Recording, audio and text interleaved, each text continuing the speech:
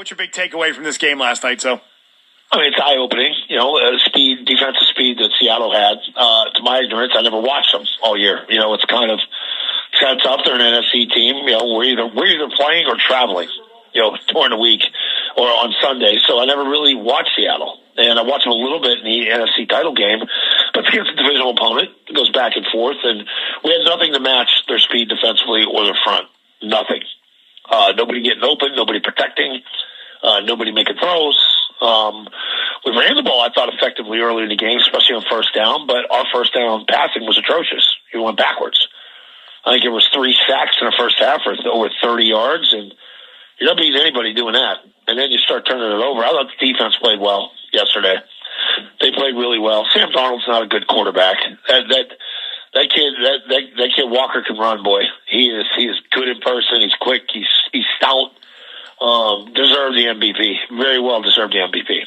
Are we allowed to talk about how banged up Drake May's shoulder is now? I guess so. I mean, I watched him in pregame. He looked fine to me.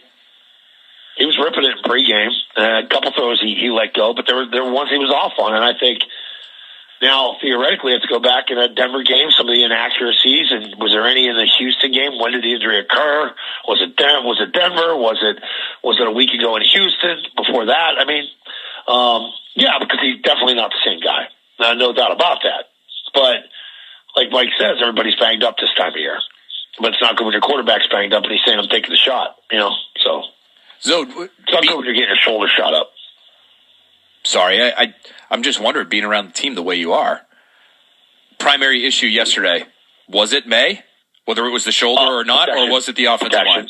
Protection. It's offensive line. It's all offensive line yesterday. They couldn't do anything in the line of scrimmage. And when they tried to run the ball when they had to, they couldn't. I think it's a good game to where you look at it and say, okay, here's what we got to fix. I think you start with the offensive line. You got to get some players there. You need a number 1 to get open, or even a number 2. I'll take a number 2 at this point. Nobody's getting open. When Mac Hollins is your threat because of his size, like he was going to Mac Hollins because at least the guy's going to go over the middle and attempt to try and catch the football.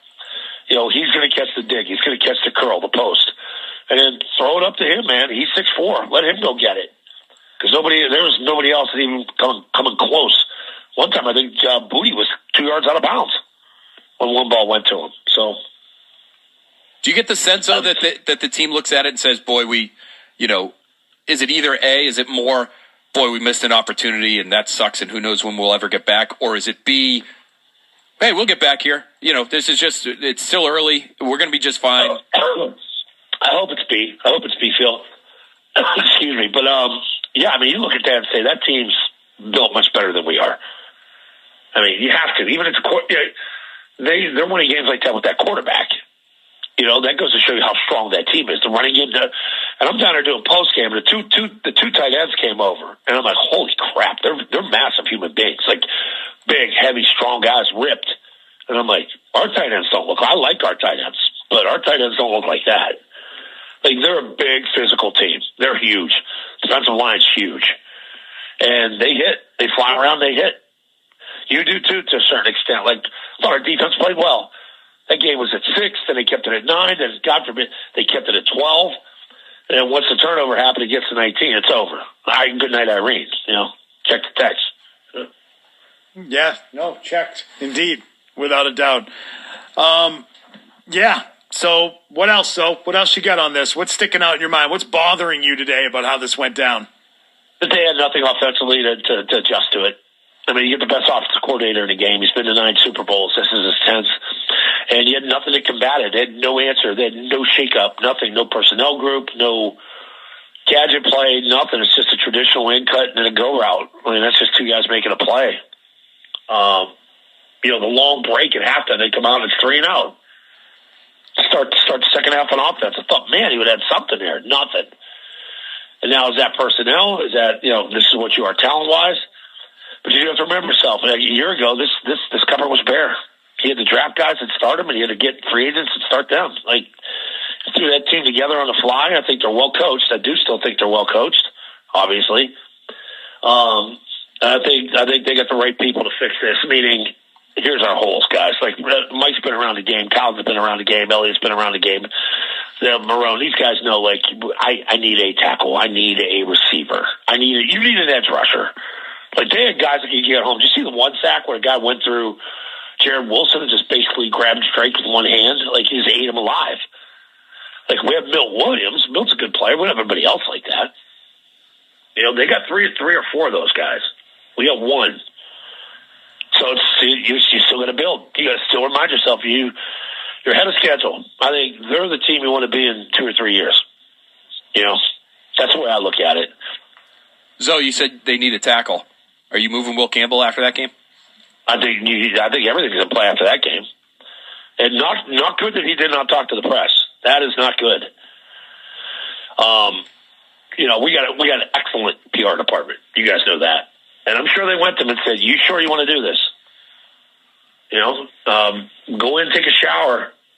Hey, my bad was not my night, but I'm gonna fight and do everything I can to get back." You can't just walk out on that. You can't perform like that and then just walk away and say nothing.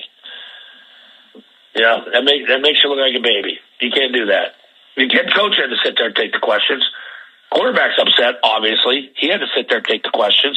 And he does that every week. You got to have thick skin to play left tackle. And I know he did, because he was like, I don't care what Twitter people are saying or this guy or that a couple weeks ago. You can't say that and then not say anything after a game like that. I'm sorry. You can't do it. It's Super Bowl. You got to face the music, man. Yeah, disappointing is what I would say about it. Very disappointing. All right, so you'll take the flight back today. We'll see you tomorrow. See you tomorrow, guys. Get back at it tomorrow. Looking forward to it. All right, bud. All right, so have a good flight. Long week. See you guys. Good year. Good year, though. Yes. I mean, I'm not trying to sugarcoat this thing too, but like, it's realistically, you got to look at it. Like, even at 9-0, I didn't feel the game was going well. And then you got okay, they got here. They had a nice run through the playoffs, but that team had you. They had your number. Nothing you can do about it. Like, those days, you're getting your ass kicked. They got their ass kicked yesterday.